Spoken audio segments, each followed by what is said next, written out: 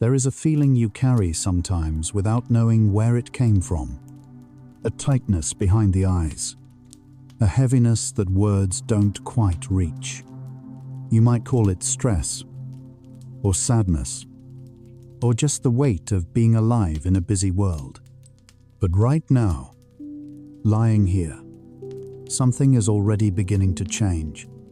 Your brain has been waiting all day for this moment. Tonight, you'll discover how sleep quietly dismantles emotional pain from the inside, and understand why rest is not escape. It is the most sophisticated healing process science has ever found. Welcome to Sleepy Mind Science. Wherever you are right now, perhaps lying in the stillness of your room, perhaps still carrying the last thoughts of the day on the edge of your mind, allow yourself to settle into this gentle space. We'll journey through 100 psychology facts about how sleep heals your emotions, from the invisible chemistry that softens old wounds, to the sleeping brain's quiet nightly therapy, to the science of why morning, after good rest, always feels a little more possible. These thoughtful journeys through mind science build bridges between searching minds. A gentle subscribe, like, or sharing creates a pathway for more healing seekers to discover and brings us closer to protect this sanctuary, one sleepy soul at a time. Your presence here nurtures our growing community of quiet, curious minds. Settle deeper into your pillows now. Let your jaw unclench. Let your shoulders drop. There's nothing to figure out tonight. No problem that needs solving before sleep comes. Simply notice that soft, warm heaviness spreading through you, like your thoughts are gently losing their edges, dissolving into the calm, dark space between waking and rest. Close your eyes and breathe deeply. You're floating where the mind rests safely in its own quiet dark. Let your thoughts settle like leaves drifting to still water. And now we begin. Every night, while you sleep, your brain performs something researchers have started calling overnight therapy. It isn't a metaphor. During sleep, the brain systematically revisits emotionally charged memories and reduces their intensity, not by erasing them, but by carefully separating the emotional sting from the information itself. You still remember what happened. You simply feel it less. This process, which happens primarily during a stage of sleep called REM sleep, is one of the most elegant biological functions in the human body. It is happening right now, for everyone sleeping on Earth tonight. Science has only recently begun to understand how truly extraordinary it is. The brain is divided into many regions, each with different responsibilities. Two are central to understanding emotional healing during sleep. The first is the amygdala, a small, almond-shaped cluster of neurons deep in the brain that acts as an emotional alarm system. The second is the prefrontal cortex, the region just behind your forehead that regulates, reasons, and applies calm judgment to what the amygdala flags as threatening. These two regions are in constant conversation, and sleep changes how they talk to each other in ways that protect your emotional well-being. When you go without sleep, even for just one night, something measurable happens to your amygdala. Research using brain imaging shows that the amygdala becomes roughly 60% more reactive to emotionally negative events. It overreacts. It amplifies. Small frustrations can feel unexpectedly large, as if the nervous system has lost its sense of proportion. The connection between the amygdala and the calming prefrontal cortex weakens significantly, as if a phone line between two essential partners goes quiet. One night of poor sleep can push the emotional brain toward a heightened, unsettled state. This is not a character flaw. It is simple biology. The reason sleep affects the amygdala so deeply has to do with chemistry. During REM sleep, two neurotransmitters that are otherwise almost always active in the brain go almost completely quiet. These are noradrenaline, which governs the fight or flight response, and serotonin, which helps regulate mood and assess social experiences. When these two chemicals fall silent during REM sleep, the brain creates a unique biological window. Emotional memories can be processed in a low-stress chemical environment, something impossible to replicate while awake. Think of it this way. During waking life, every emotional memory you form gets coated with the neurochemistry present at the time. Adrenaline, cortisol, the physical sensation of fear or sadness or anger. That coating keeps the memory feeling raw. During REM sleep, the noradrenergic system shuts down. The stress coating is gently stripped away, and the memory becomes softer. Researchers describe this process as depotentiation of the amygdala. The emotional charge fades, while the factual record remains. Sleep, in this sense, is not forgetting. It is forgiving. The hippocampus, a seahorse-shaped region tucked deep in the brain, plays a crucial role in this process. During the day, the hippocampus acts like a temporary holding area for new experiences, including emotional ones. During sleep, it communicates with the prefrontal cortex in a kind of slow, rhythmic dialogue called memory consolidation. This nightly conversation moves experiences from short-term storage into long-term memory. For emotional memories, this transfer also involves softening. The hippocampus and amygdala work together to reduce how physically distressing a memory feels when recalled. REM sleep does not occur only once per night. Sleep unfolds in cycles of roughly 90 minutes, and each cycle ends with a period of REM sleep. What changes across the night is the length of each REM period. Early in the night, REM lasts perhaps 10 minutes. By the final cycle before waking, REM can stretch to 45 minutes or more. This is why the last 2 hours of sleep before morning carry so much emotional importance. Cutting sleep short, even by an hour or two, disproportionately removes the longest, most healing REM phases. There is a clear connection between REM sleep and nearly all known mood disorders. Research consistently shows that depression, anxiety, post-traumatic stress disorder, and bipolar disorder all involve significant disruptions to REM sleep. In many cases, it is not entirely clear which comes first, the mood disorder or the disrupted sleep. What is increasingly clear is that improving the quality and continuity of REM sleep measurably reduces emotional symptoms, sometimes independently of other treatments. Cortisol, the hormone most associated with stress, follows a quiet rhythm across the night. During the early hours of sleep, cortisol levels fall to their lowest point of the entire 24-hour cycle. This low cortisol window is precisely when the deepest stages of non-REM sleep occur, and when the body performs some of its most intensive physical restoration. As morning approaches, cortisol levels begin to rise, gently preparing the body and brain for the day ahead. Sleep protects this rhythm. Disrupting sleep disrupts cortisol, and disrupted cortisol disrupts emotional regulation in ways that ripple through the next day.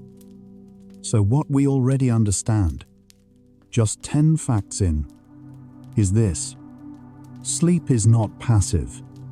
It is an active, organized, chemically precise process of emotional recalibration. The brain has built an entire biochemical system specifically designed to heal emotional wounds during rest. This system requires time, quietness, and especially the long REM phases that only come with a full night of sleep. Every hour of rest you allow yourself tonight is this system doing its work, quietly and efficiently, without any effort on your part. Deep sleep, the slowest, most still stage of all, also plays a role in emotional healing, though different from REM's role. During deep, non-REM sleep, the brain produces slow electrical waves called delta waves. These waves sweep through the cortex in gentle rhythmic pulses. During this time, a system first characterized between 2012 and 2013, called the glymphatic system, becomes significantly more active. During deep sleep, the spaces between brain cells expand, and cerebrospinal fluid flows more freely through these channels, helping flush metabolic waste products that accumulate simply from the brain being active all day. This clearance is substantially more efficient during sleep than during waking hours, a finding confirmed first in animal models and more recently observed in human brains as well. The glymphatic system is, in a very real sense, your brain's overnight cleaning crew. While you sleep, the fluid that normally cushions the brain, cerebrospinal fluid, pulses through channels between your brain cells at a greatly increased rate. The interstitial space itself expands during sleep, creating more room for this cleaning fluid to flow. The cleaning removes molecular debris, including proteins associated with neurodegeneration, that build up simply from the brain being used. Without this nightly rinse, neuroinflammation can slowly accumulate, and neuroinflammation is increasingly linked to emotional vulnerability and mood disorders. Every condition that supports deeper sleep is, in part, supporting this quiet act of biological housekeeping.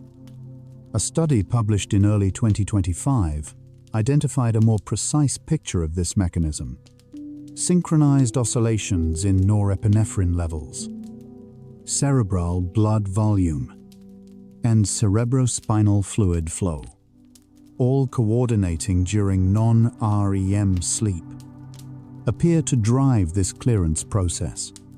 The synchronization is intricate and precise, like gears in a watch. When sleep is fragmented or shortened, these gears fall out of sync, and the brain's nightly cleanse becomes incomplete. The connection between emotional well-being and the brain's physical cleanliness runs deeper than it once seemed. Beyond its cleaning function, deep sleep is also when the brain releases growth hormone most abundantly. Growth hormone isn't only for children's growing bodies. In adults, it continues to regulate cellular repair throughout life, in muscle tissue, in the immune system, and in neural tissue itself. During deep sleep, a single concentrated pulse of growth hormone is released from the pituitary gland. This pulse supports the quiet rebuilding that happens in the body and brain overnight. It is one reason people who sleep well tend to recover from illness, stress, and emotional difficulty more quickly. Brain-derived neurotrophic factor, referred to as BDNF, is a protein that behaves like fertilizer for neurons. It encourages the growth of new connections between brain cells, supports the survival of existing neurons, and is essential for the brain's ability to adapt and change. BDNF levels are meaningfully affected by sleep quality. Research consistently shows that healthy, consistent sleep supports higher BDNF levels, while chronic sleep disruption reduces them. Lower BDNF is associated with depression, cognitive difficulty, and reduced emotional resilience. Higher BDNF is associated with flexibility, recovery, and the sense of being able to move forward after difficulty. The relationship between BDNF and emotional healing is not accidental. The brain regions with the highest concentration of BDNF receptors are the hippocampus and the prefrontal cortex, precisely the regions most involved in emotional regulation, memory processing, and the calming of the amygdala. When BDNF is abundant, these regions communicate better. The emotional brain becomes more flexible, less reactive, more capable of integrating difficult experiences without being overwhelmed by them. Sleep is one of the most reliable, natural ways to support BDNF production. Serotonin, sometimes called the well-being neurotransmitter, plays a nuanced role in sleep and emotional healing. While serotonin is largely quiet during REM sleep, allowing the emotional reprocessing described earlier, it is active during NREM sleep and waking, helping to regulate mood, appetite, and social interpretation. The brain's serotonin system is deeply interwoven with the sleep-wake cycle. Many antidepressant medications work partly by modulating serotonin pathways. What is often underappreciated is that sleep itself, simply by allowing the serotonin system to cycle properly through rest and activity, performs some of the same regulatory work. Dopamine, the neurotransmitter most associated with motivation, reward, and anticipation, is also tied to sleep architecture. Research shows that sleep deprivation reduces the sensitivity of dopamine receptors in the brain. When receptors become less sensitive, the same experience produces less pleasure, less motivation, less sense of reward. Chronic sleep loss can create a quiet depletion of the brain's reward system. This is one reason tired people often feel flat, unmotivated, or disconnected, not because something is wrong with their lives, but because the neurochemical infrastructure for feeling good needs rest to function well. The vagus nerve is the longest nerve in the human body. It runs from the base of the brain, through the chest, and all the way into the abdomen, carrying signals in both directions between the brain and the body's organs. The vagus nerve is the central highway of the parasympathetic nervous system, the system responsible for rest, digestion, and calm. Research suggests that healthy sleep strengthens vagal tone, the readiness of this system to activate calm states quickly. Higher vagal tone is associated with faster emotional recovery, lower resting anxiety, and greater ability to tolerate stress without becoming overwhelmed. The prefrontal cortex undergoes measurable changes in energy metabolism during sleep deprivation. Studies using brain imaging reveal that after sleep loss, the prefrontal cortex's activity drops noticeably. It simply has less fuel to sustain its usual function. This matters enormously for emotional experience. Without a well-fueled prefrontal cortex, the amygdala's alarm signals go relatively unchecked. Emotional reactions become quicker, louder, and harder to contextualize. People feel more irritable, more easily wounded, more prone to catastrophic thinking, not because their situation has changed, but because the brain's calming governor has dimmed. The solution is rarely more effort. It is more sleep. One of the most quietly elegant discoveries in sleep neuroscience is that REM sleep appears to reduce the subjective pain of difficult memories without reducing the accuracy of the memories themselves. In other words, sleep does not make you forget what happened. It makes what happened feel more manageable. Participants in research studies rated emotionally negative images as significantly less distressing when they saw them again after sleeping, compared to those who saw them again after an equivalent period of wakefulness. The information was the same. The emotional weight had been lightened. This process has been described by neuroscientist Matthew Walker at the University of California, Berkeley as a form of overnight therapy. The key insight of his research is that sleep provides a neurochemical environment during REM, specifically the quieting of noradrenaline, that allows the brain to revisit emotionally charged memories while the physiological stress response is turned down. It is the only time in human neurobiology when this condition exists naturally. Waking experience, no matter how calm, still involves baseline levels of stress, neurochemistry. Sleep removes that flaw entirely. Sleep is also when the brain performs what researchers call synaptic homeostasis, a kind of neurological balancing act.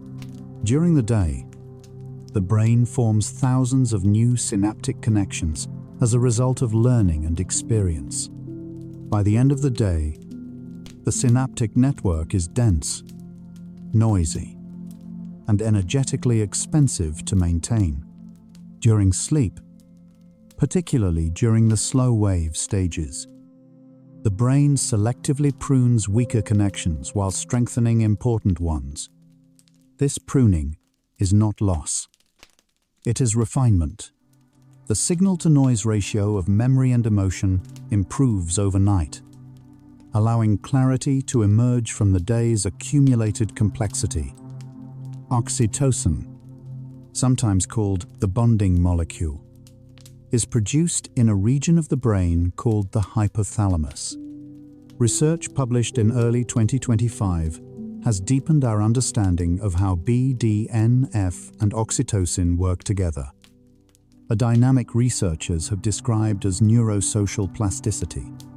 This combination appears to support the brain's ability to adapt both its neural circuitry and its social responses at the same time. During sleep, the oxytocin system is allowed to reset. Better sleep quality has been associated with greater capacity for trust, empathy, and emotional connection the following day. So by this point, just 25 facts in, a picture has already emerged. Sleep is not simply a pause in consciousness. It is a structured, chemically orchestrated period of emotional repair. It lowers the emotional charge of painful memories, balances the stress system, restores the brain's calming networks, feeds the neurons that allow for emotional flexibility, clears the inflammatory waste that clouds thinking, and resets the neurochemical foundation of mood. Everything your emotional life depends on benefits from sleep. And tonight, right now, that process has already begun. Let's pause here and notice your body. As you breathe out slowly, appreciate each tiny cell inside. Trillions of quiet processes happening in silence. Heart beating, lungs breathing, brain already beginning to soften what was hard today, all without your direction. Your nervous system knows what it is doing. Notice the gentle weight of your body wherever it rests. Feel the surface beneath you holding you completely. You are a complete ecosystem, diverse, self-balancing, quietly healing. Now we continue. Post-traumatic stress disorder offers a difficult but revealing window into what happens when the emotional healing of sleep breaks down. In PTSD, REM sleep is frequently disrupted, either by nightmares that fragment it, or by hyperarousal that prevents it from deepening. Without consolidated REM sleep, the brain cannot adequately process traumatic memories. The memories remain raw, intrusive, and emotionally charged. This is not a failure of willpower. It is the biology of a broken healing cycle. Understanding this has opened new pathways in trauma treatment that specifically target sleep quality and continuity. Depression and sleep exist in a deeply circular relationship. In people experiencing depression, the architecture of sleep changes in characteristic ways. REM sleep often arrives earlier in the night and is more intense. The deep, slow-wave sleep stages become shorter and lighter. The emotional processing that should be happening becomes less effective, and reduced sleep quality, in turn, makes depressive symptoms worse. Research has increasingly described this not as a chicken and egg problem, but as a feedback loop, each influencing the other, suggesting that improving sleep quality directly, even without addressing depression first, can meaningfully reduce its symptoms. Anxiety has an especially intimate relationship with sleep. Anxious minds are often characterized by what researchers call pre-sleep cognitive arousal, the tendency for worried thoughts to activate and intensify precisely when the brain and body are preparing for sleep. The prefrontal cortex, which should be quieting, instead remains engaged with hypothetical scenarios, replaying conversations, anticipating future problems. This arousal delays sleep onset, reduces total sleep time, and compresses REM sleep. The result is less emotional healing overnight and more emotional reactivity the next day, which generates more anxiety, which further disrupts sleep. Noticing this cycle gently is already the beginning of stepping outside it. Chronic sleep restriction, defined in research as regularly sleeping less than 6 hours per night, produces measurable changes in the brain's structure over time. Studies using brain imaging have found that sustained sleep restriction is associated with reduced gray matter volume in the prefrontal cortex, the region responsible for emotional regulation and complex reasoning. This structural change does not happen from 1 or 2 difficult nights. It accumulates slowly, across weeks and months of insufficient sleep. The reassuring counterpoint, however, is that research also shows recovery sleep can begin reversing these structural changes. The brain retains its capacity to heal. Sleep and the immune system are more deeply linked than was understood until recently. During sleep, the immune system becomes more active, not less. Natural killer cells, which detect and eliminate abnormal cells, are more numerous and active during sleep. Certain inflammatory markers that indicate immune activity rise during sleep and fall during waking. This immune activity during sleep supports the repair of tissues, the consolidation of immune memory, and the body's overall ability to return to balance. Emotional stress suppresses immune function. Sleep counteracts this suppression. The two systems support each other in ways that ripple from the cellular to the emotional. The stress response system, known as the hypothalamic pituitary adrenal axis, is directly regulated by sleep. During healthy sleep, this axis is dampened. Cortisol levels fall.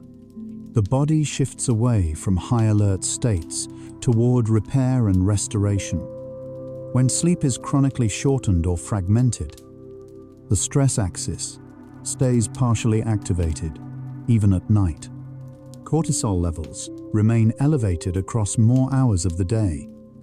This sustained low-level activation wears on the cardiovascular system, the immune system, and particularly on the brain's emotional centers, keeping them oriented toward threat, even when no threat is present. Research into what are called sleep spindles, brief bursts of oscillating brain activity that occur during stage 2 NREM sleep, has revealed a connection to emotional resilience. Sleep spindles appear on brain recordings as small but distinctive wave bursts. They are associated with the active blocking of external stimuli during sleep, protecting the sleeping brain from being woken by environmental disturbances. People who generate more sleep spindles during the night tend to show greater emotional stability the next day when faced with stressful situations. The spindles appear to do more than protect sleep. They may actively support the processing of emotional experience. The relationship between sleep and fear extinction is particularly relevant for understanding emotional healing. Fear extinction is the process by which the brain learns to no longer respond with fear to something it once found threatening. This learning requires sleep to consolidate. Research has shown that sleep following exposure therapy, a treatment in which people gradually confront feared stimuli in safe conditions, significantly improves the therapy's effectiveness. The brain needs to sleep in order to properly encode the new, safer association. Sleep is not just restorative, it is pedagogical. It teaches the emotional brain what is no longer something to guard against. The hippocampus plays a particularly important role in emotional memory healing that goes beyond its storage function. Research suggests the hippocampus helps contextualize emotional memories, placing them in time, in narrative, in the larger story of a life. During sleep, the hippocampus and prefrontal cortex work together to integrate new emotional experiences with existing ones, finding patterns and meaning, reducing the sense of isolation that acute emotional pain often brings. In a very deep sense, the sleeping brain is a storyteller, gently weaving painful fragments into a larger, more coherent narrative. Napping, even briefly, carries real emotional benefits when nighttime sleep is insufficient. Research shows that a 60 to 90-minute afternoon nap that includes REM sleep can substantially reduce emotional reactivity measured in the hours following the nap. Brain imaging shows that post-nap amygdala reactivity is significantly lower than in people who remained awake. Even a short nap appears to reset the emotional brain partway, offering a smaller version of the overnight restoration. For people whose circumstances limit nighttime sleep, this is a meaningful finding. The brain's healing capacity is robust enough to work in shorter intervals when it has the opportunity. The default mode network is a collection of brain regions that activate when the mind is not focused on a specific external task. When it wanders, reflects, imagines, or dreams. During sleep, the default mode network is deeply involved in emotional integration, revisiting the day's experiences and weaving them into long-term understanding. Research suggests that healthy sleep supports coherent default mode network activity, meaning the mind's natural resting state becomes less prone to rumination and more capable of constructive self-reflection. In this way, sleep doesn't just reduce emotional reactivity. It supports a clearer, more balanced relationship with the self. Grief has its own relationship with sleep. Researchers have noted that during acute grief, the period of intense loss immediately following bereavement, sleep disruption is nearly universal. REM, sleep during grief, often contains vivid dreams related to the person or experience lost. Some sleep researchers believe this is not a malfunction. It may be a feature. The dreaming brain may be doing intensive emotional work during grief, revisiting the loss in the relatively safe neurochemical environment of REM sleep, gradually softening its weight, not eliminating it. The love that grounds grief cannot and should not disappear, but making it survivable. Emotional regulation is not a single skill. It is an umbrella term for many capacities. The ability to notice what you feel, to contextualize it, to tolerate uncomfortable emotions without acting impulsively, to return to equilibrium after disturbance. Research shows that sleep supports nearly all of these capacities simultaneously. Sleep-deprived people show impairments not just in emotional intensity, but in emotional granularity, the ability to distinguish between related emotional states, such as sadness and disappointment, or anxiety and excitement. This granularity matters. The more precisely you can name what you feel, the more effectively you can work with it. The relationship between sleep and creativity is also rooted in emotional neuroscience. During REM sleep, the brain makes connections between distantly related memories, emotions, and concepts in ways that are suppressed during waking. Logical processing. This associative leaping is why dreams often feel surreal. The sleeping brain is not constrained by the usual rules of relevance. When people wake from good sleep, especially sleep rich in REM, they often experience a loosening of rigid thinking, a greater openness to novel perspectives, and a reduced tendency toward emotional tunnel vision, healing and creativity. At the neural level, share the same substrate. Halfway through our journey from wakefulness to sleep tonight, here is what the science has revealed so far. The sleeping brain is not resting from the work of emotion. It is doing the most sophisticated emotional work it is capable of. It is reducing the charge of painful memories without erasing their content. It is pruning the neural noise of the day to amplify clarity. It is rebalancing hormones, supporting the immune system, feeding the neurons responsible for calm, flexibility, and connection every night, without asking, without requiring anything from you except time and stillness. You're still here, still drifting with us through this quiet exploration. Take a slow breath. Notice how your body feels a little softer now, a little less tightly held. We're thinking through mind science together. You and I, and every restless mind, listening in the gentle dark. There's nothing to do with any of this. Just let it settle around you, like warmth.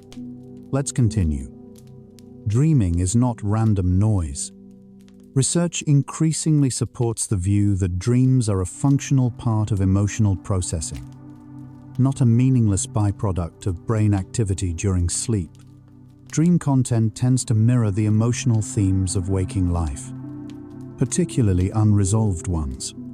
Studies have found that people who dream more about the events and emotions connected to a difficult experience tend to recover from that experience more fully over time. The dream is not the healing itself, but it may be a window into the healing process, a visible form of the invisible work the brain is doing. Not all emotional memories are treated equally by the sleeping brain. Research shows that the brain applies a kind of selective attention during sleep consolidation, prioritizing emotionally significant memories for processing. This selectivity is likely evolutionary. In earlier environments, the emotional significance of an experience often carried survival information. Today, this selectivity means that the things that mattered most to you today are the things your brain will be working on most carefully tonight. Your concerns are not being ignored during sleep. They are being attended to, quietly. In the background, the relationship between sleep and social connection is deeply bidirectional. When sleep is poor, people report greater feelings of loneliness, social withdrawal, and sensitivity to rejection. Research has confirmed this at the neural level. Sleep-deprived individuals show heightened amygdala reactivity to social exclusion and reduced activation in the brain's social reward circuits. The brain's capacity to feel safe in connection requires sleep. Conversely, people who feel socially supported tend to sleep better. The security of belonging calms the stress system enough to allow deeper rest. One of the most personally meaningful aspects of sleep science is the concept of emotional setpoint. Researchers use this term to describe the baseline emotional tone a person returns to after disturbances. What some people might call their usual sense of well-being or their natural emotional balance. Sleep quality is one of the strongest predictors of a person's emotional setpoint. People who sleep consistently well tend to have a higher, more stable baseline. They return to equilibrium faster after difficulty. Those who sleep poorly tend to have a lower, more volatile baseline, more easily destabilized by everyday challenges. Anger is one of the emotions most consistently affected by sleep quality. Research shows that sleep-deprived individuals show significantly stronger anger responses to frustrating situations than well-rested people. The neurological mechanism is straightforward. A hyperactive amygdala paired with a weakened prefrontal cortex means that anger rises faster, and the circuit that normally tempers and contextualizes it is underperforming. Many interpersonal conflicts that seem to be about the content of a disagreement are, at the neural level, partly about two nervous systems without sufficient overnight repair. Sleep is not a cure for conflict, but it is a genuine contributor to how conflict unfolds. Sadness and sleep interact in complex ways. During periods of grief or depression, people often find themselves either sleeping excessively or unable to sleep at all. Both represent the brain's attempts to regulate its overwhelmed systems. Excessive sleep may reflect the brain seeking more restorative time. Insomnia may reflect a hyperactivated stress system that prevents the transition into rest. Neither is a character failure. Both are biological responses to emotional load. The gentlest intervention, according to research, is not to force a particular sleep duration, but to protect the regularity of sleep timing, keeping wake and sleep times consistent, which helps stabilize the circadian rhythm even when sleep quality fluctuates. The circadian rhythm, the body's internal 24-hour clock, is not merely a sleep-wake cycle. It is a master coordinator of virtually every biological process in the body, including emotional regulation, hormone release, immune activity, and cellular repair. Research shows that emotional sensitivity peaks at specific times in the circadian cycle. For most people, emotional reactivity is highest in the evening, when the stress system is winding down, but the brain hasn't yet begun its overnight repair. Understanding this rhythm helps explain why evenings can feel emotionally heavier, and why protecting the transition into sleep at consistent times matters so much for healing. Sleep architecture changes across a lifetime. Children spend more of their sleep in slow-wave deep sleep, which supports physical growth and immune development. Adolescents experience a shift in circadian timing that makes early rising biologically unnatural for them. Middle-aged adults often see a gradual reduction in deep sleep stages. Older adults tend to experience lighter sleep with more awakenings. But one remarkable constant across all ages is that REM sleep, though it changes in distribution, persists across the entire human lifespan. The brain never loses its need for emotional processing during sleep. That need is carried from birth to the end of life. The gut-brain axis, the biochemical communication pathway between the digestive system and the brain, is also involved in sleep and emotional healing. The gut contains the vast majority of the body's serotonin. The microbiome, the community of bacteria in the digestive system, produces neurotransmitters and signaling molecules that influence mood, stress, response, and sleep quality. Research has found that disrupted sleep alters the gut microbiome, and that changes in the microbiome can, in turn, affect sleep quality and emotional well-being. The healing that happens during sleep is not limited to the brain. It involves the body's entire biochemical community. And here, at the halfway point of our journey tonight, is where the picture becomes most clear. Sleep heals emotion not through any single mechanism, but through an intricate web of interconnected processes. The amygdala softens, the prefrontal cortex recovers, the glymphatic system cleans, BDNF nourishes, cortisol quiets, the serotonin system cycles, the vagus nerve recalibrates, the hippocampus weaves, all of it happening in the same few hours of darkness, in the same bed where you are lying right now. Tonight is not just rest. Tonight is repair. Take a breath here and let everything slow. Think about this. Every night of your life, your brain has been trying to heal you. While you slept through childhood, through loss, through change, through confusion, this process was working. It did not wait for you to understand it. It did not require your permission. It simply worked, quietly and faithfully. In the biochemical dark, your body has been doing this long before science could describe it. Right now, it is doing it again. And we continue. Compassion fatigue is a state familiar to caregivers, healthcare workers, and anyone who regularly holds space for others' pain. It is characterized by emotional exhaustion, diminished empathy, and a sense of numbness that develops after sustained exposure to others' suffering.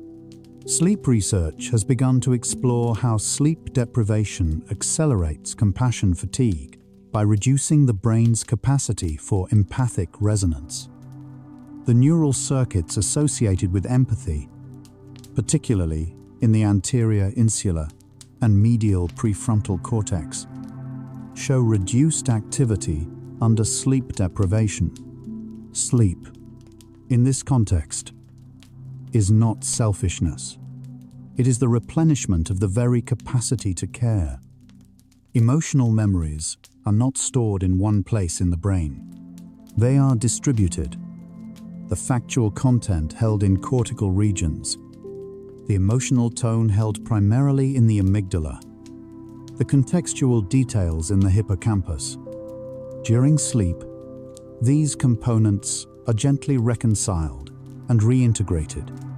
This is why, over time, vivid emotional memories often shift in character, remaining clear in their factual outline while becoming less viscerally distressing. It is not that we forget. It is that the components are rebalanced, the emotional tone recalibrated to match the context. That was then, and this is now. A body of research has found that participants who slept after viewing emotionally negative images showed significantly reduced amygdala responses when the images were shown again. The reduction was proportional to the amount of REM sleep they had experienced. Those who stayed awake showed no reduction in amygdala reactivity to the same images. The sleep group and the wake group had had identical experiences. Only the sleeping brain had done something with them. This is what overnight therapy looks like. Not in metaphor, but in measurable neuroimaging data. The theta wave is a slow electrical oscillation in the brain associated with drowsiness, light sleep, and certain kinds of deep relaxation. During REM sleep, theta waves are prominent in the hippocampus and in the circuits connecting the amygdala and prefrontal cortex. Research has linked the strength of theta oscillations during REM sleep specifically to the effectiveness of emotional memory processing. When theta activity is strong and coordinated during REM, the emotional reprocessing is more complete. This is one reason that certain relaxation practices, which also promote theta activity, appear to support emotional regulation. They may be activating some of the same neural circuitry involved in sleep-based healing. Insomnia, defined not just as difficulty sleeping, but as difficulty sleeping combined with distress about it, affects roughly 1 in 3 adults at some point in their lives. Chronic insomnia, defined as difficulty occurring at least 3 nights per week and persisting for 3 months or longer, is estimated to affect roughly 10% of adults worldwide. The most effective treatment currently available, according to clinical research, is not medication but cognitive behavioral therapy for insomnia, known as CBTI. CBTI works not by inducing sleep directly, but by addressing the thoughts, behaviors, and emotional associations that have come to disrupt it. It is, at its core, a treatment that heals the relationship between the mind and sleep. Mindfulness meditation, when practiced regularly, has measurable effects on sleep quality and emotional regulation through overlapping neural mechanisms. Research shows that mindfulness practice increases activity in the prefrontal cortex, reduces amygdala reactivity, and supports better REM sleep continuity. Long-term meditators show structural differences in the brain regions associated with emotional regulation compared to non-meditators. The convergence of mindfulness and sleep in their effects on the emotional brain is not coincidental. Both appear to support the same underlying networks, reinforcing each other when practiced together. Gratitude, that simple but powerful emotional practice, also interacts with sleep in documented ways. Research has found that people who regularly reflect on things they appreciate before sleep tend to fall asleep more quickly, sleep longer, and report higher sleep quality. The proposed mechanism involves the prefrontal cortex. Gratitude reflection activates positive valenced neural circuits that counterbalance the threat monitoring tendency of the anxious amygdala. Settling the mind on what is whole and good before sleep may create a gentler neurochemical starting point for the night's healing work.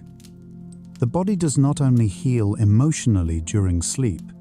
Physical pain, and emotional pain share overlapping neural pathways, the anterior cingulate cortex, for example, processes both physical hurt and social rejection in similar ways, which is why heartbreak can literally feel like a physical sensation.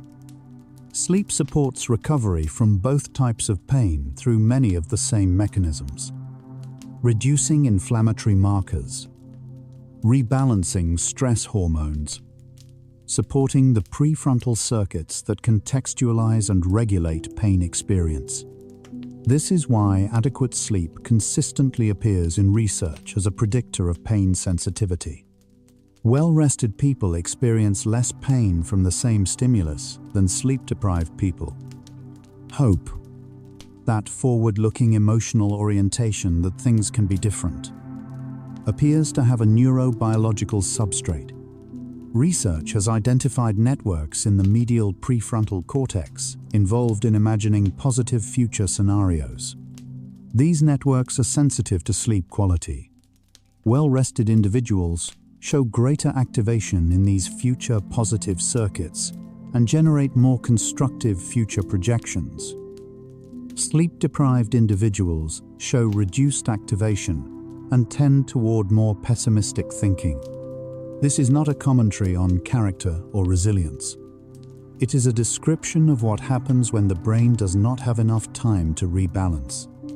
A rested mind, it turns out, is naturally more oriented toward possibility. Slow-wave sleep, the deepest stage of non-REM sleep, reaches its greatest depth in the first half of the night. This early night deep sleep is particularly associated with declarative memory consolidation, the kind of factual, biographical memory that allows us to understand who we are, where we've been, and what we've learned.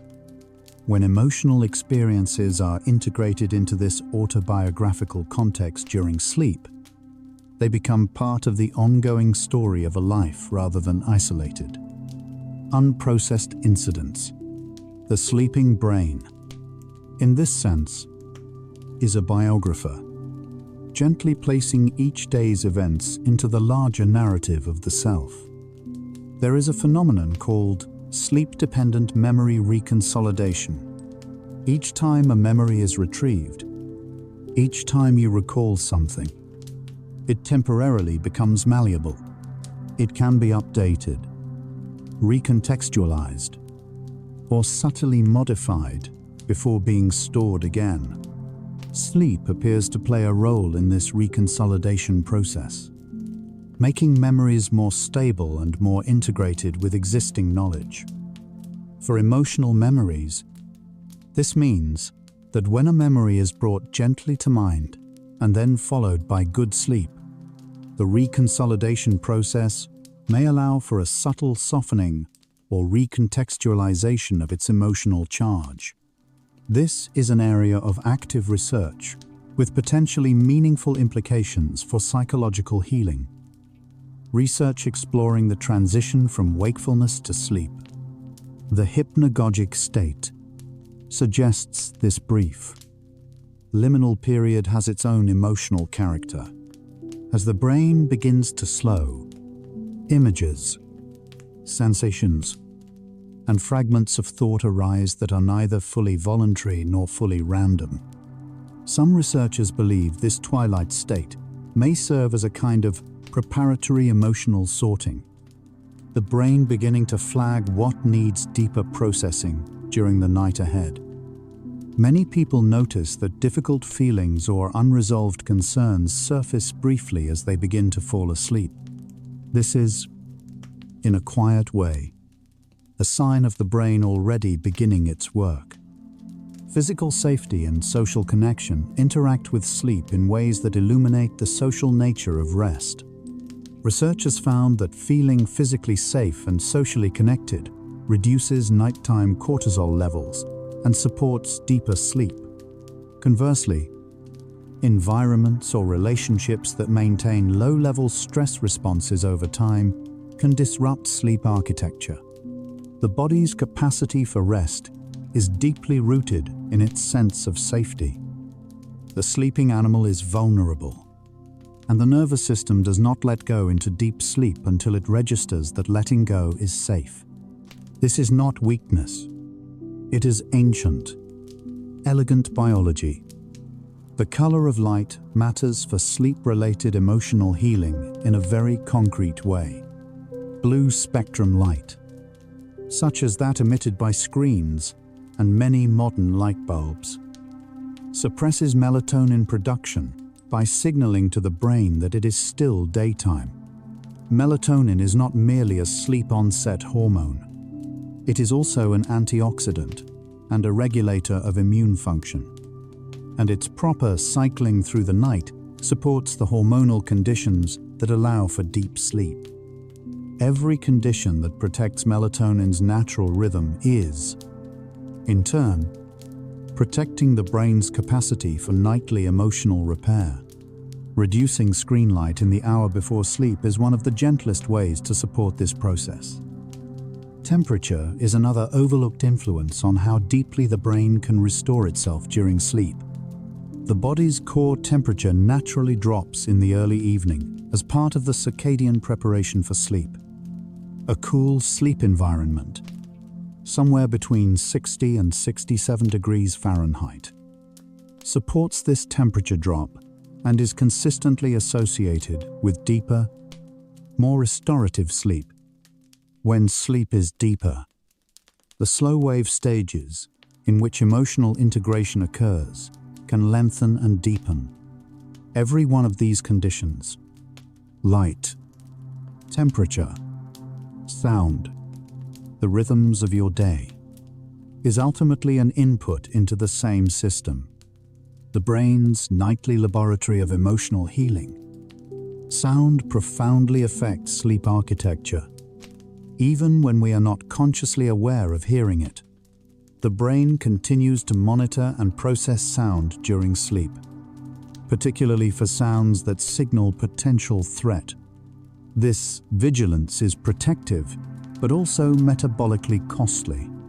It keeps the sleeping brain slightly toward lighter, more reactive states. Consistent, low-level background sound, such as pink noise or gentle nature sounds, can mask disruptive environmental noise and support deeper sleep stages. Some research specifically links pink noise to increases in slow-wave sleep and improvements in memory consolidation. A quieter, more protected sleep environment protects the brain's healing capacity. Exercise is one of the most evidence-supported influences on sleep quality. Regular aerobic movement, walking, cycling, swimming, any sustained moderate intensity activity has been shown to increase the proportion of slow-wave deep sleep, reduce sleep onset time, and reduce nighttime waking. The mechanisms include temperature regulation, cortisol cycling, and the support of BDNF production. There is a particularly notable relationship between morning exercise and nighttime deep sleep. Physical activity in the first half of the day appears to enhance the depth and duration of slow-wave sleep that night. The body's daytime activity and nighttime emotional repair form a continuous cycle. Alcohol is widely used as a sleep aid, but its effects on sleep architecture work against emotional healing. While alcohol does accelerate sleep onset, it is technically sedating. It disrupts sleep architecture throughout the night. It fragments REM sleep particularly, suppressing it in the first half of the night and producing a REM rebound effect.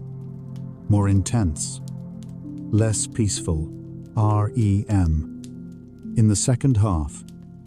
The result is sleep that feels like rest, but provides far less of the emotional processing that restorative REM offers.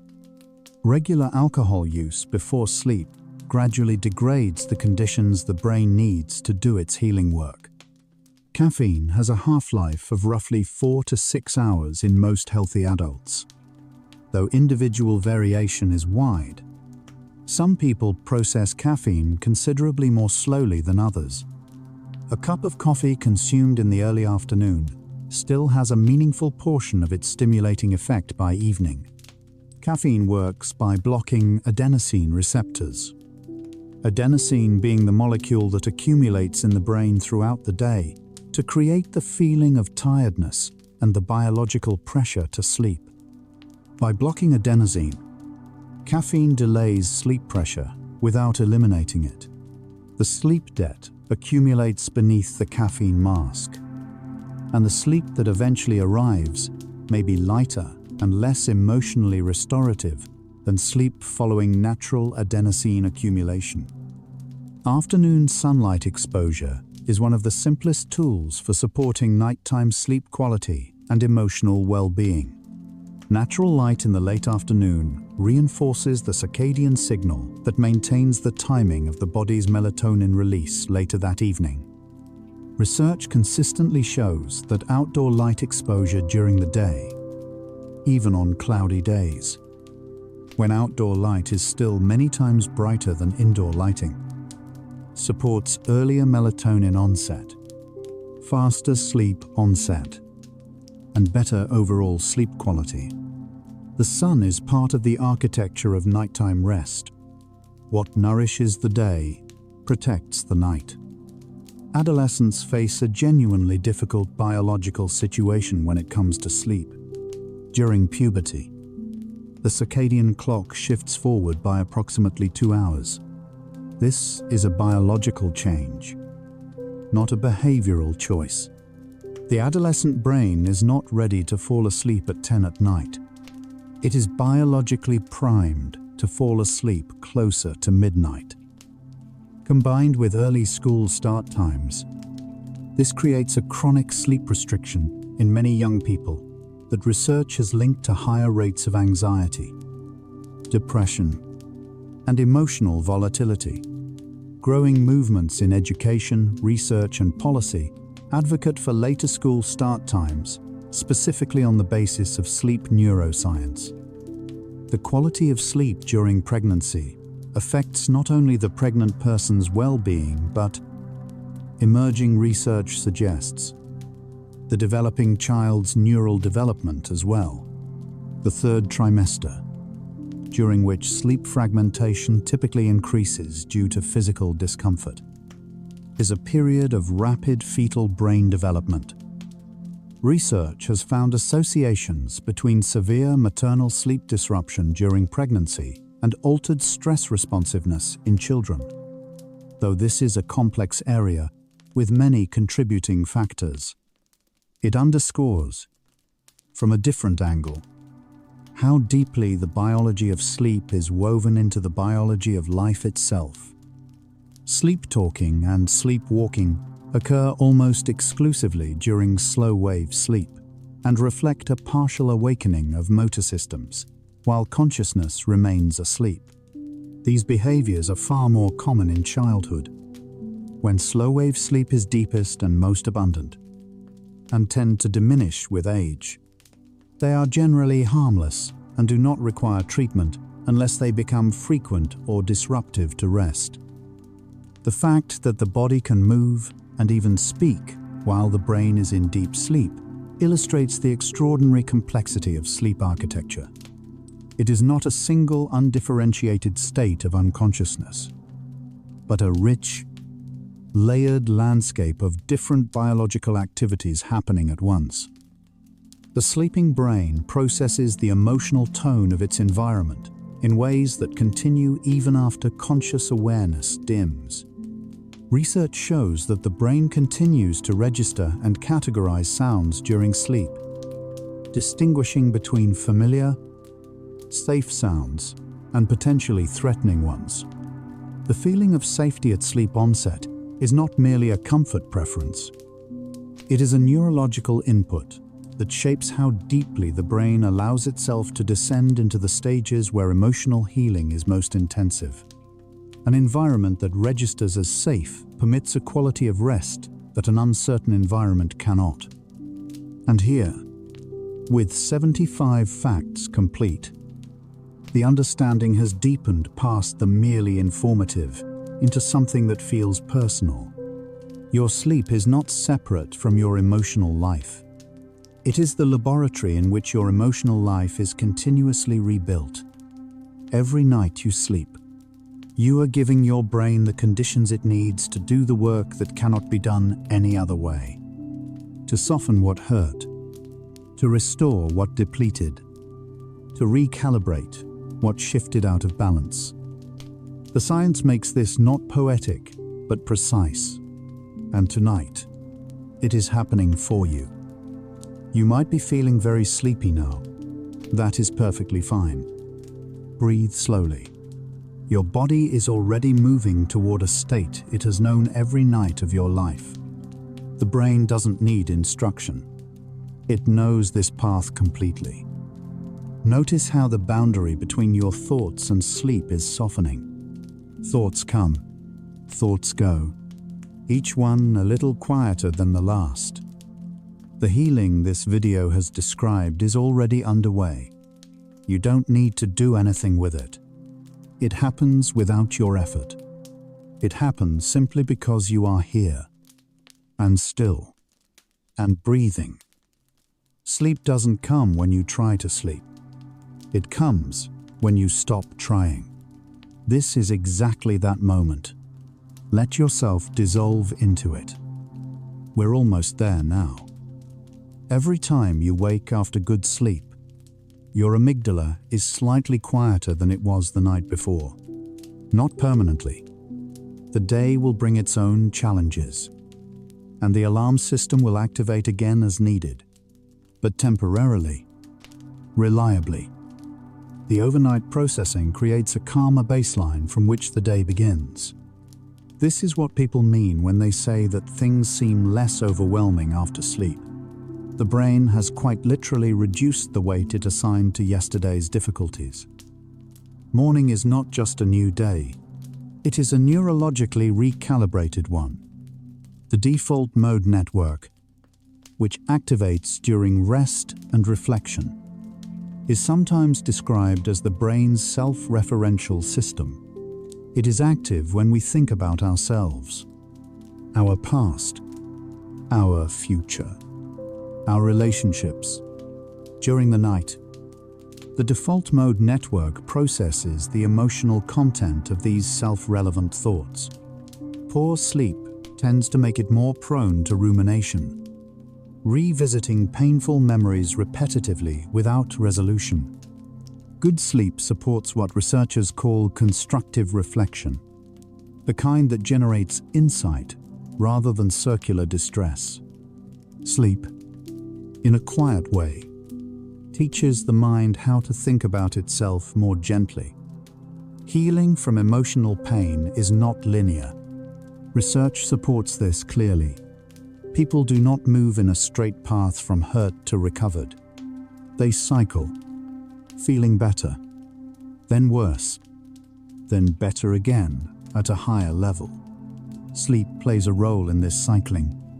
Nights of good sleep tend to produce forward progress. Nights of poor sleep tend to produce regressions. Over time, if sleep is consistently protected, the overall trajectory tends upward. The setbacks remain, but the arc of healing bends slowly toward wholeness. That arc is being tended tonight, right now, in the quiet dark. Forgiveness, that difficult, generous act of releasing the hold that another's actions have on us, appears to have a neurobiological dimension that involves sleep.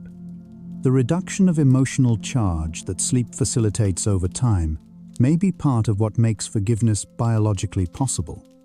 Not that sleep forces forgiveness, but by gradually reducing the visceral intensity of painful memories, sleep creates a neurological environment in which the choice to let go becomes more accessible. Forgiveness, in this light, may be in part a process that sleep slowly makes room for. Night, after quiet night. The science of healing reminds us that the mind and the body are not truly separate. The same sleep that softens emotional memories also reduces inflammation, repairs cellular damage, regulates hormones, and strengthens the immune response. Emotional pain and physical illness are not mirror images, but they share biological pathways, and the healing that sleep offers reaches into both. There is no version of physical restoration during sleep that does not also include elements of emotional restoration. The two are woven together at the molecular level. Acceptance, not resignation, but the genuine willingness to be with what is associated in research with greater sleep quality and better emotional outcomes after difficulty. People who practice acceptance-based approaches to difficult emotion tend to experience less pre-sleep cognitive arousal, fall asleep more easily, and show less REM sleep disruption. This is not because acceptance is easy, but because it removes the added layer of struggling against the struggle. The emotional system can process what it can process. Sleep, in a way, is the body's greatest teacher of acceptance. It does its work only when resistance softens. Writing about emotional experiences before sleep, sometimes called expressive writing or journaling, has documented effects on sleep quality and emotional well-being. Research has found that spending 15 to 20 minutes writing about worries or unresolved concerns before bed can reduce the mental interference of those concerns during sleep onset. The act of writing appears to transfer some of the cognitive load from the mind to the page, allowing the brain to begin loosening its grip on active problems. It is a gentle, accessible way to support the transition from the day's active processing into the quieter, restorative processing of sleep. The brain's reward system, centered on dopamine circuits, is deeply affected by sleep quality in ways that influence emotional healing. When sleep is adequate, these reward circuits respond more fully to small pleasures. A warm drink, a kind word, a moment of quiet beauty. When sleep is insufficient, the same circuits show diminished response. The world can feel less interesting, less rewarding, less worth engaging with. Sleep is, among many other things, the maintenance of the capacity to find life beautiful. Rest replenishes the very neurological structures that allow joy to register. Social bonds and sleep support each other in a quiet, continuous loop, feeling safe with another person, a partner, a friend, a family member, calms the autonomic nervous system and supports deeper sleep and deeper sleep. By reducing amygdala reactivity and supporting emotional regulation, makes us more patient, more attuned, more genuinely present with the people we love. Relationships are built not only in the waking hours of shared experience, they are sustained, invisibly, in the hours of sleep that allow us to return to those experiences with softer eyes. There is something quietly tender in what the sleeping brain does. It takes the sharpest, most painful, most difficult moments of a day and holds them in a low-stress chemical bath. It replays them gently, at lower intensity. It places them in context. It softens their edges. It does this without judgment, without requiring the sleeper to understand or analyze or resolve anything. It simply does the work that consciousness alone cannot do. Sleep, in this sense, is a form of grace, Even one night of good sleep after a period of poor sleep begins to restore the brain's emotional architecture. Research shows measurable improvements in amygdala reactivity after just a single night of recovery.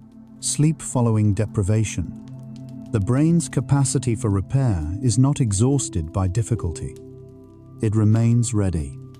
It needs only the opportunity of darkness and stillness to begin again. The body does not hold a grudge against itself. It simply begins again, whenever the conditions allow. The most enduring human experiences: learning to trust after betrayal, finding peace after loss, rebuilding a sense of self after it has been shaken, unfold over months and years. And every night within those months and years, sleep is working, not in grand gestures, but in the accumulated chemistry of thousands of REM cycles.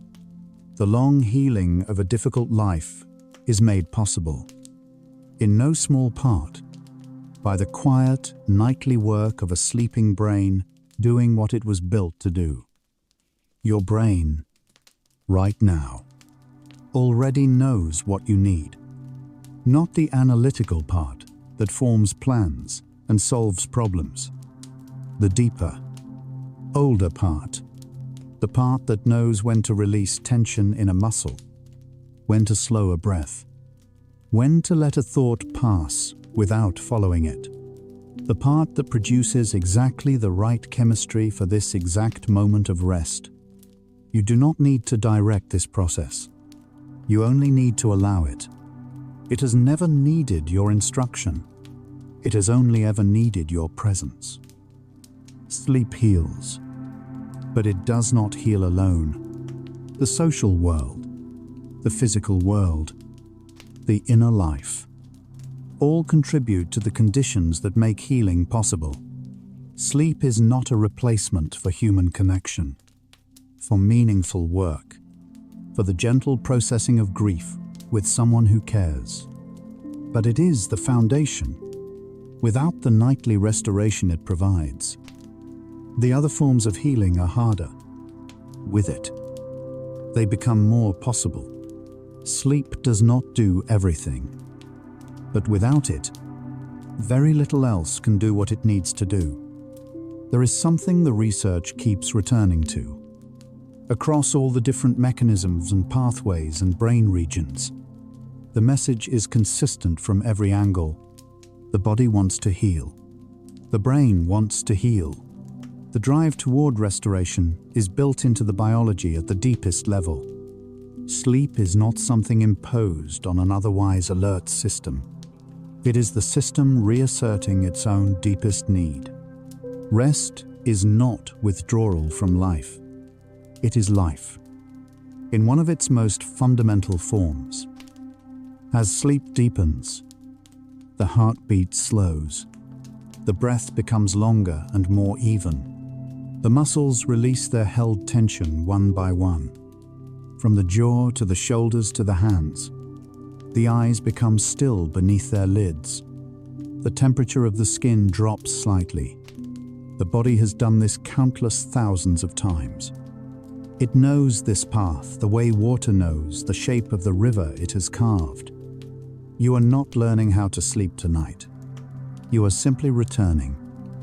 The brain in deep sleep is quieter in some ways, louder in others. The slow waves that sweep through the cortex are actually larger, more synchronized electrical events than most of what the waking brain produces. They are the brain's most powerful rhythms. They carry the work of cleaning, consolidating, and restoring through every region they reach. In this way, the stillness of sleep is not absence. It is a profound and organized activity, happening below the threshold of awareness, shaping everything that follows. Tomorrow morning, after this sleep, the world will be the same challenges, the same people, the same unfinished things, but you will be slightly different. not transformed. Healing is patient and cumulative, not sudden. But the amygdala will be calmer. The prefrontal cortex will have recovered some of what was depleted. The emotional memories that were sharpest yesterday will have lost some of their edge. The capacity to meet the day with something approaching equanimity will be a little larger. This is what sleep does. Night after night, year after year, quietly building the architecture of a more resilient life. The science of healing is not a science of becoming invulnerable. Research does not suggest that sleep eliminates pain, or sadness, or difficulty. It suggests something more interesting, that the organism, you, is designed for recovery, that the capacity to be hurt and the capacity to heal are equally deep, equally ancient, equally built in. The body does not ask permission before it begins to repair. It simply waits for stillness. And then it begins. You were never as fragile as the difficult moments made you feel. The capacity for healing has always been as large as the capacity for hurt.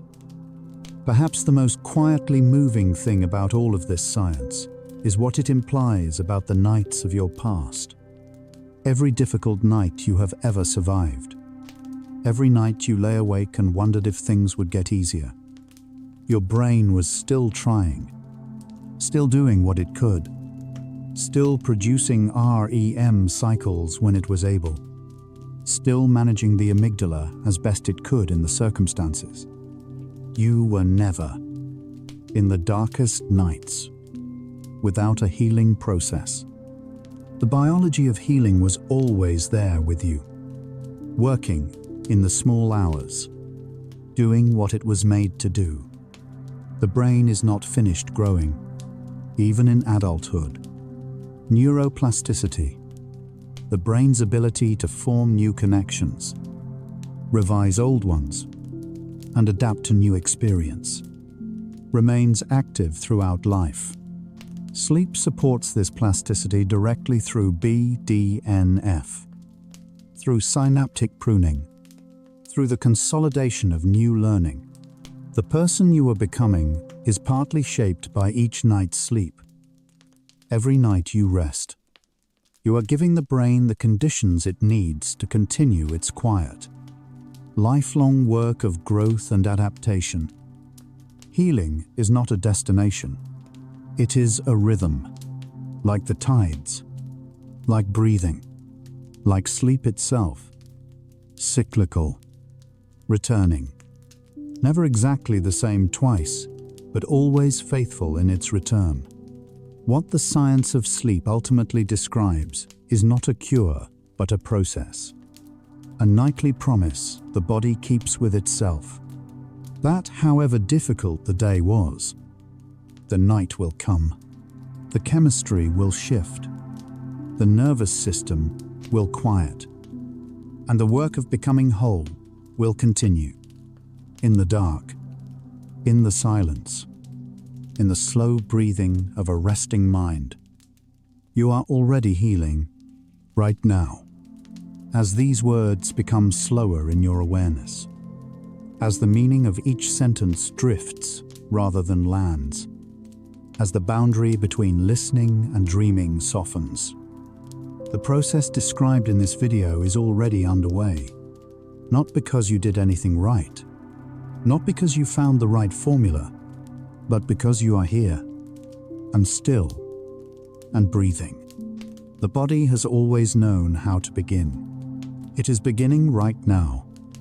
Everything that has ever hurt you has also, in some quiet way, been tended to by this body, by this brain, by the biology of sleep that has been with you every night of your life. Even when you didn't know it, even when it didn't feel like it. The work of healing is patient and ancient, and yours. The body has never given up on you. It has simply been waiting, each night, for the quiet to begin. Sleep is not the pause between living. Sleep is where much of living happens, where the heart of a difficult day is gently held, where the weight of loss is slowly, incrementally lifted, where the brain does the tender, invisible work of making tomorrow bearable, and then beautiful, and then, in time, full again. This is the science of healing, and tonight, it is yours. And so, our quiet journey through the science of emotional healing comes gently to a close. We traveled from the chemistry of the amygdala, that small, alert region that guards us so faithfully, all the way to the slow, cumulative mercy of a lifetime of REM cycles. We learned that noradrenaline falling silent during REM sleep is the brain's own prescription, that the glymphatic system clearing molecular debris during deep sleep is perhaps the most profound form of self-care the body knows. That BDNF, quietly nourishing the very neurons responsible for calm and flexibility, grows more abundant when we simply allow ourselves to rest. We glimpsed, through the science, something that was always already true, that you have never been without a healing process. It has been with you every night, whether or not you knew its name. The science of sleep healing reminds us that emotion is not a problem to be solved. It is a signal to be heard, tended to, and gradually integrated. And sleep is the primary context in which that integration happens. The body does not wait for understanding before it begins to help. It simply responds to darkness and stillness, and begins. In these final minutes, take the deepest breath you can. Think about unity, about every night of your life that has led to this one. Every difficult thing your nervous system has carried and eventually set down. You are not separate from that history of quiet healing. You are its continuation. Let your entire being dissolve into the warm dark of this room, this breath, this moment where sleep and rest and healing are not three different things but one. No boundaries left between you and the deep. Still water of sleep. Prepare for deep sleep. No effort left, only peace. If this gentle journey through the science of emotional healing helped you breathe a little easier tonight, a soft like or subscribe could help another restless mind find its way here too. One quiet tap, one sleepy soul at a time. But there is no need to do anything now. Nothing at all. You have traveled far tonight. Not across miles, but inward, through the architecture of your own remarkable, healing brain. You can allow these thoughts to fade now, like the last light dissolving at the edge of a dream. Not gone, simply becoming part of everything, leaving only the warm, unheld calm behind. Let your breathing deepen. Let your body feel heavier, as if a gentle, patient gravity has found you here and is simply holding you. If sleep comes, let it carry you the way consolidation does, not with force, but with quiet intention, into a realm where time and weight no longer matter. If your eyes are still open, the next video is waiting for you, ready to continue the journey. But if they're closed, stay there. Stay in the darkness that feels safe and warm. Tomorrow, the brain will still be tending. BDNF will still be building. The glymphatic system will have done its work. But tonight belongs to stillness. Rest well, sleepy soul, and remember, your brain has been healing you, faithfully, every night of your life. Good night.